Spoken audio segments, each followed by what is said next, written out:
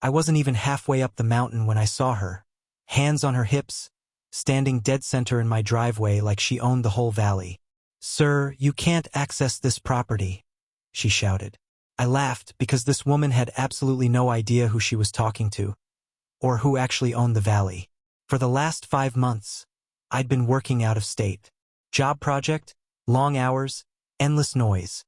So when the contract finally wrapped up, I couldn't wait to get back to my peaceful valley cabin.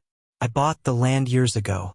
40 acres of nothing but pine trees, waterfalls, and silence. My family owned this area long before anyone called it a neighborhood. It was my escape, my sanctuary, my one place untouched by the chaos of the world. So you can imagine my shock when my phone started blowing up while I was driving back home. Missed calls, voicemails, 23 unread texts about some HOA president, demanding meetings, setting rules, sending warnings, all while I wasn't even there. First, I thought it was a prank, but when I turned onto my gravel road, the joke was waiting for me. She couldn't have been more than 5 feet tall, but her attitude made her look 7 feet wide. Short blonde hair, neon pink jacket, clip-on name badge that literally read, HOA President, Valley Residents Association. I didn't know whether to laugh or call animal control. "You can't enter this road?" she repeated, stepping in front of my truck like she had a death wish. "This is HOA territory now." I rolled down my window. "Ma'am, I own this road." She smirked. "That's what the previous landowner said." I blinked. "Ma'am, I am the landowner." But she wasn't listening. She was on a power trip, and she was just getting started. Once I finally parked and got out, she marched right up to me with a stack of papers. "We've updated community guidelines," she announced proudly. "You need to follow them immediately." I skimmed the first page and almost burst out laughing.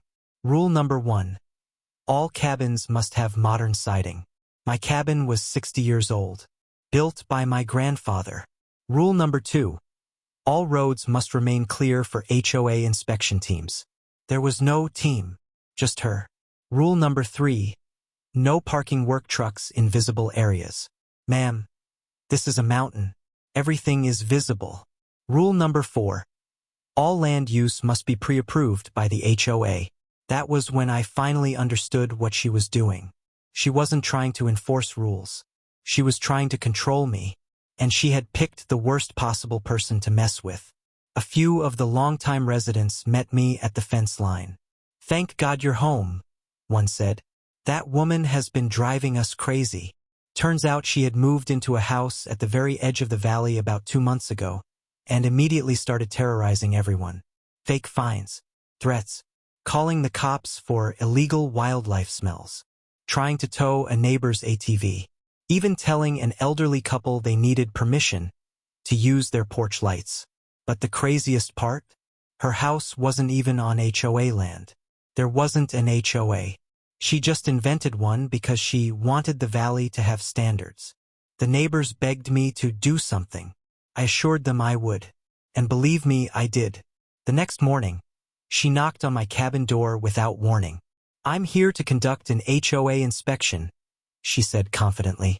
I stared at her for a solid 10 seconds, wondering if she was serious. "Lady," I said, "there is no HOA here." She waved a clipboard like it was a royal decree. "There is now." I filed the paperwork. I glanced at the paper. Misspelled words, no county approval, no signatures. Basically a kindergarten craft project. Then she stepped inside my cabin without permission. I blocked her path immediately. "This is private property," she glared. "We'll see about that."